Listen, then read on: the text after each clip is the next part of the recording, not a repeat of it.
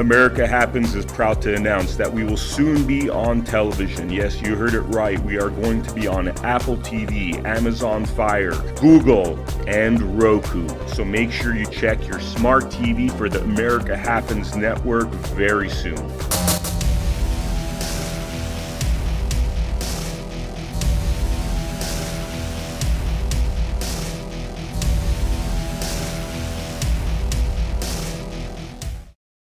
All right, welcome to the latest episode of Blood Money. Today we have a very special guest, Dr. Wang. How are you doing, sir?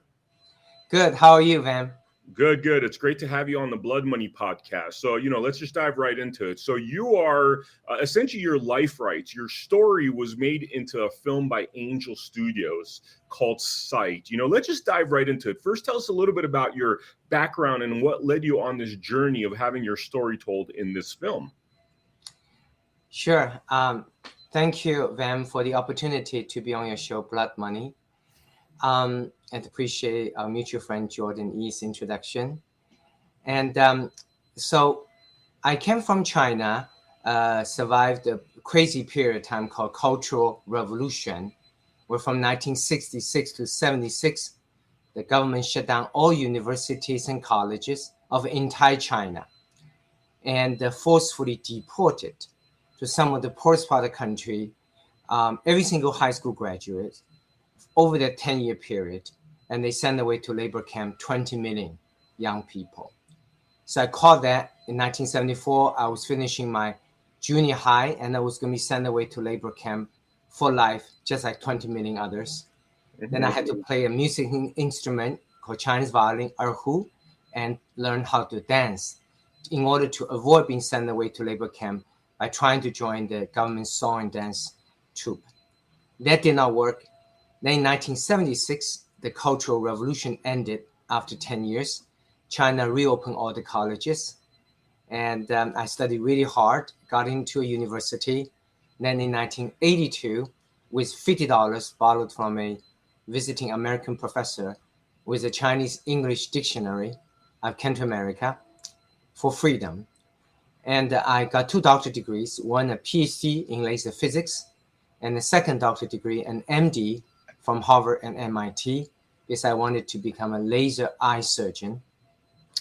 And I live in Nashville, Tennessee, run a Wang Vision Institute, where patients from all over the United States and world for the top of the line laser vision technology treatments for patients from age 18 to 107.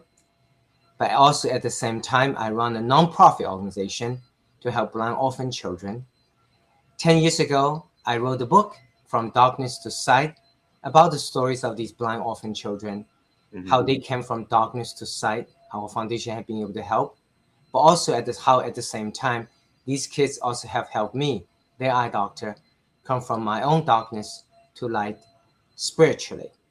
In the film God's Not Dead, the Chinese student who went from being an atheist to a believer, that was me in the film God's Not Dead. Wow. So the film Sight is based on my autobiography, From Darkness to Sight.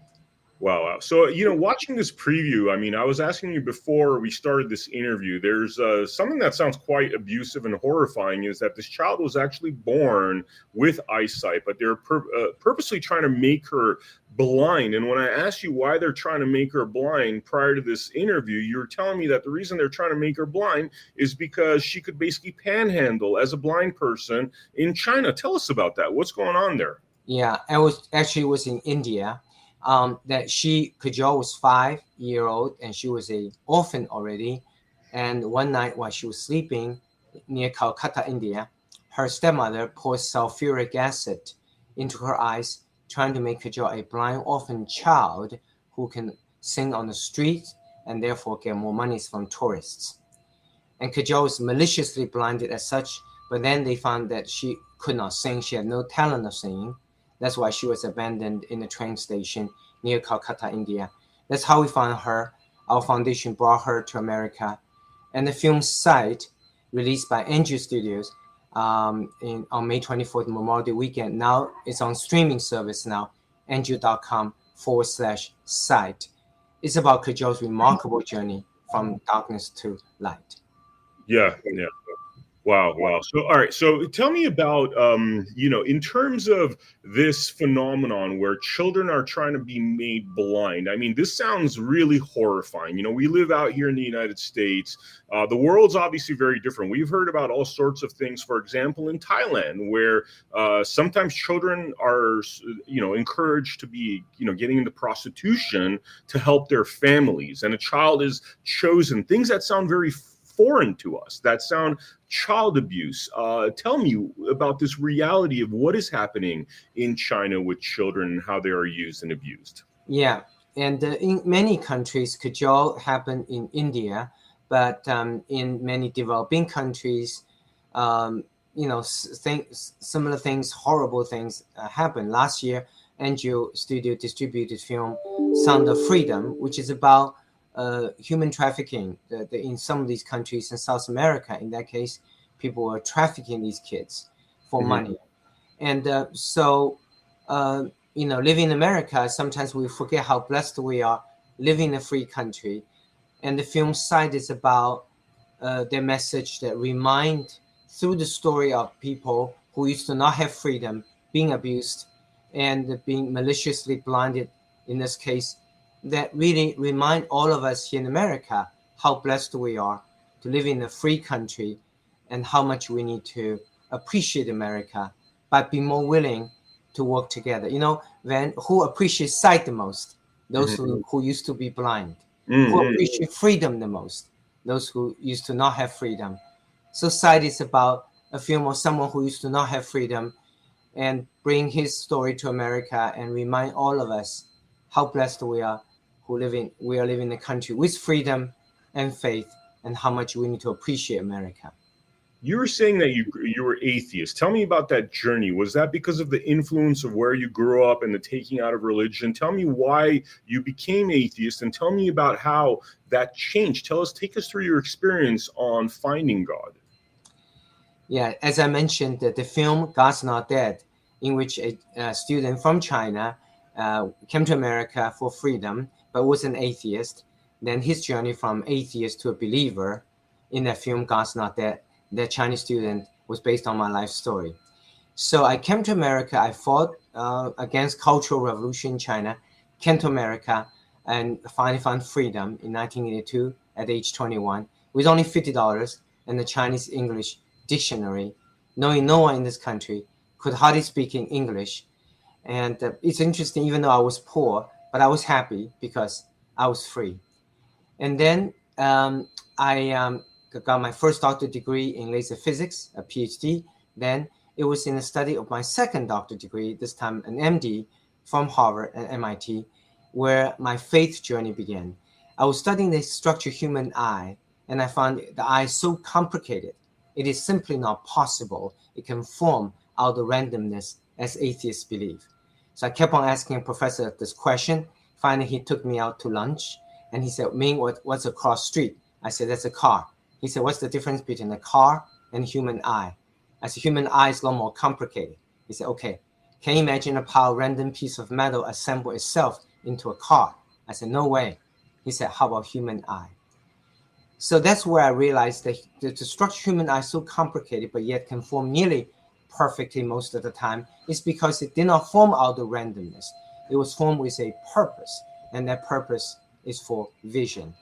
So I realized there's a creator, but going from there, recognizing there's a creator, there's a designer, to eventually become a Christian, to recognize the creator has a name in Jesus Christ. That took many more years, as detailed in my autobiography, From Darkness to Sight, which has eventually made into film, Sight now, co-starring Greg Kinnear.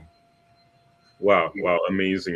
Tell us a little bit about the movie. I mean, obviously don't give too much away, but tell us, the particulars of the movie, some of the most inspiring moments in the movie that you'd want to highlight.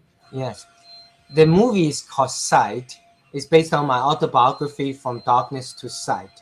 So it's about this journey, the two parallel lines. One is the journey from darkness to sight physically of Kajol, Maria, these blind orphan children of our Sight Foundation that we've been trying our best to help.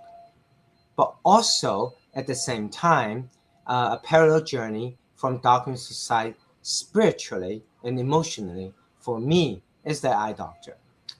And I think one of the most interesting, unique part of this movie is while trying to help cajole a child that intentionally blinded in India by her own stepmother, who poured sulfuric acid into her eyes, trying to make cajole a blind orphan child who can sing on the street, who therefore can get more money from tourists.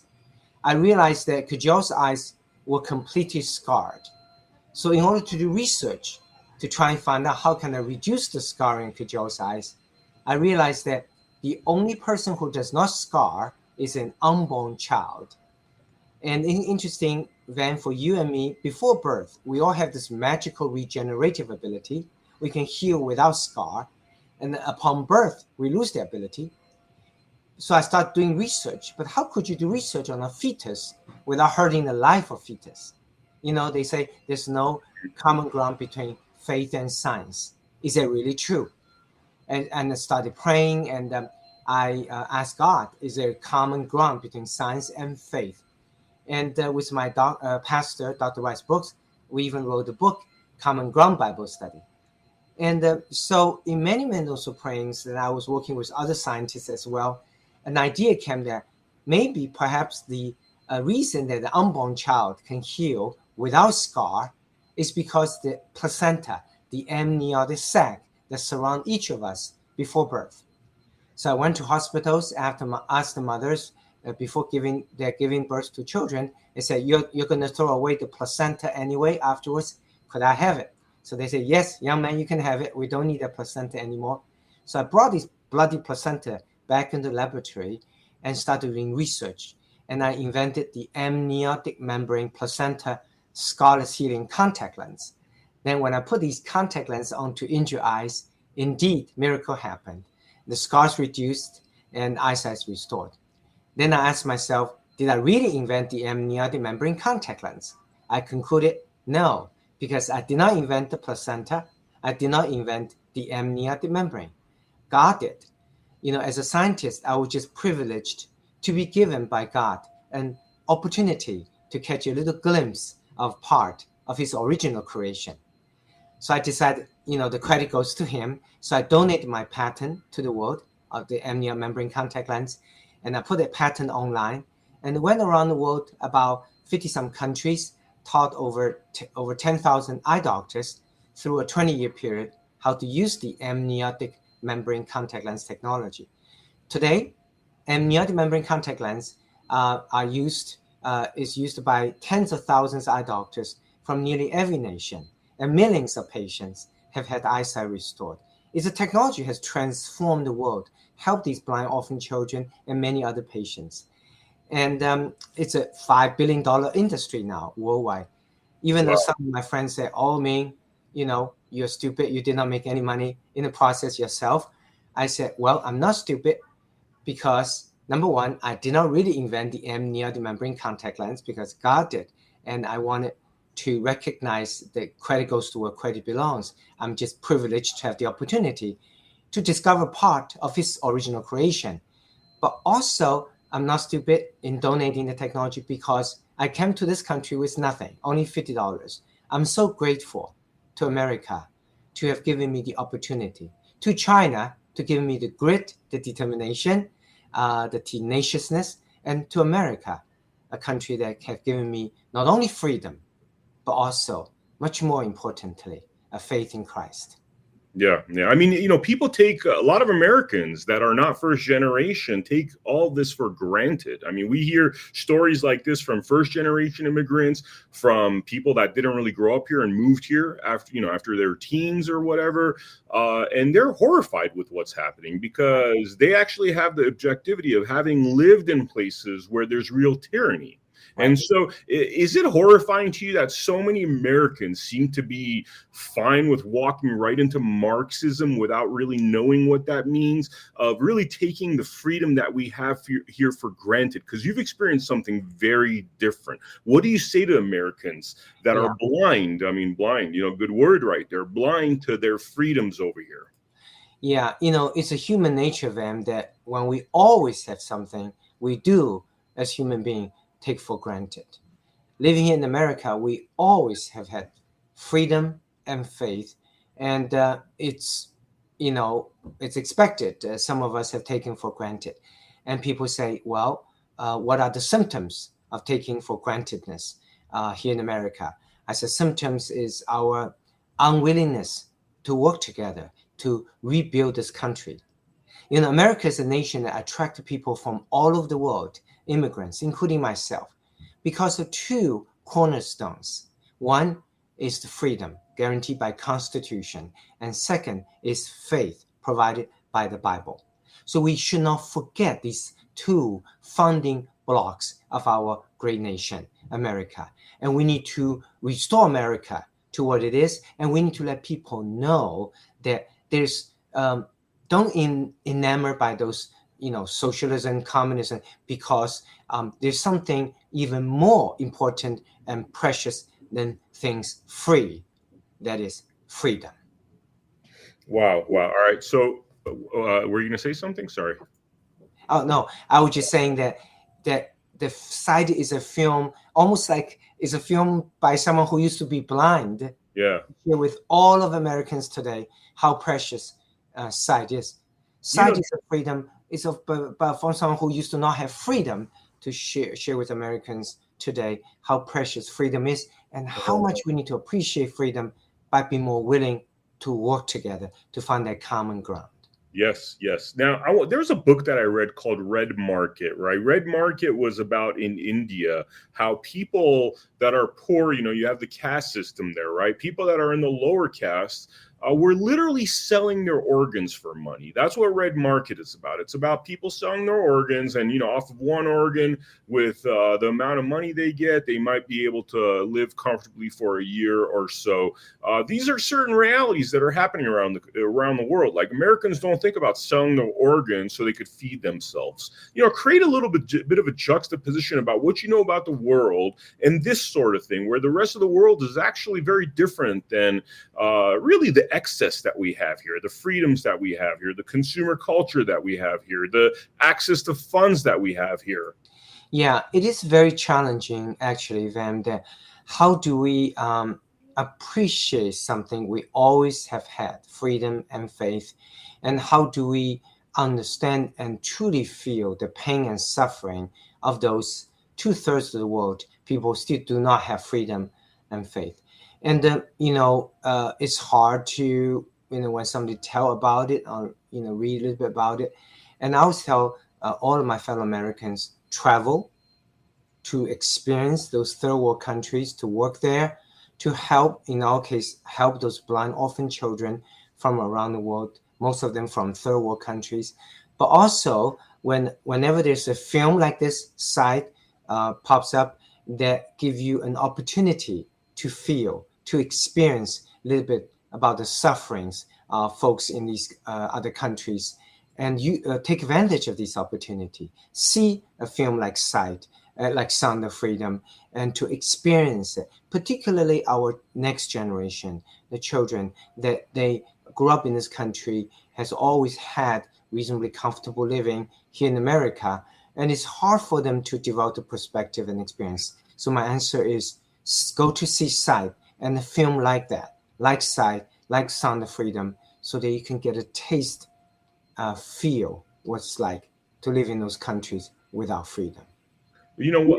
My last question for now, and I'll give you the mic after this for any closing statements.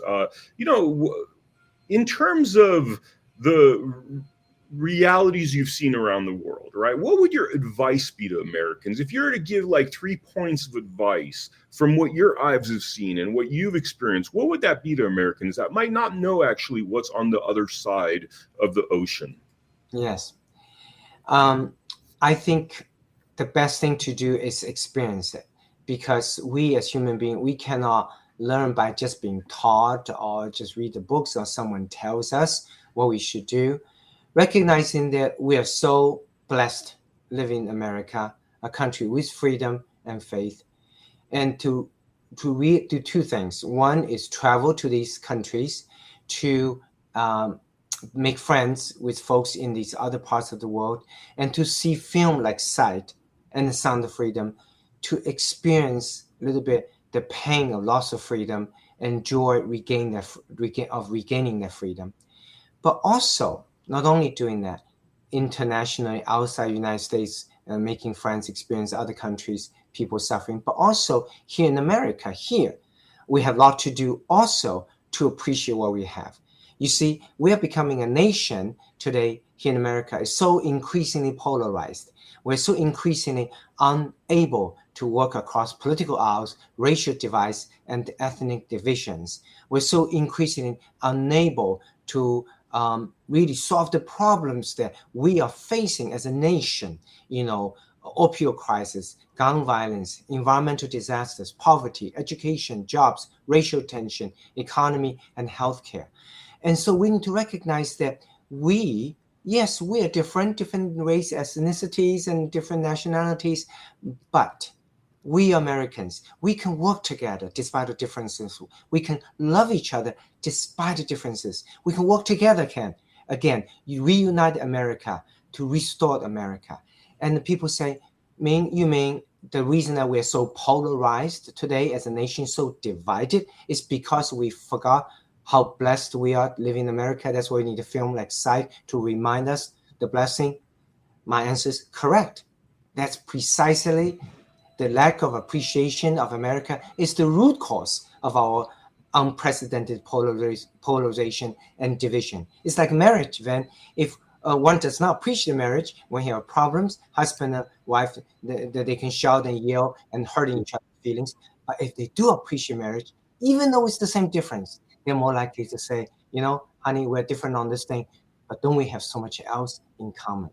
So the fundamental reason we're so divided as a nation, we cannot come together, is we forgot how blessed we are living in America. And we can reappreciate America, not by just saying it, but actually doing it. And the action proving that we do love this country is, are we willing to restore America to its two fundamental building blocks, the Constitution and the Bible, by being more willing to work together again, work through our differences, love each other despite the differences, and put the interest of the nation and God above everything else. Wow, very powerful. I really appreciate it, Dr. Wang. Is there anything you want to say in closing? The mic is all yours. Website, social media, let us know it all. Yeah, I would say probably two things. One is we have a Sight Foundation to help blind orphan children. And if anybody who is interested in supporting or get a copy of my signed autobiography, they can visit wangfoundation.com. And we will mail a signed autobiography by which the movie Sight is based on. And all the proceeds goes to support the foundation and to help these blind orphan children. And all their surgeries are free of charge, including the technology amniotic membrane contact lens. So wangfoundation.com. Second, the film Sight is on streaming now. It's on angel.com/sight, SIGHT. And I think it's for like $12. You can start streaming the film Sight at home, at the churches, with families, invite us to sing as many times as you want. So angel.com/sight. Let's bring this film with message of freedom and faith to America. It is so much more powerful and more meaningful film than most of the film we see in theaters today. Sex, violence, drugs, sci-fi, cartoon, all these dark film. Sight has a message, and has a message that America needs the most, that in an unprecedented divided nation, we need to have a vision, a sight to realize that at least for all the Christians, doesn't matter you're black or white, African, Latino, the Latino Americans, that our ultimate common ground is Jesus Christ. I love it.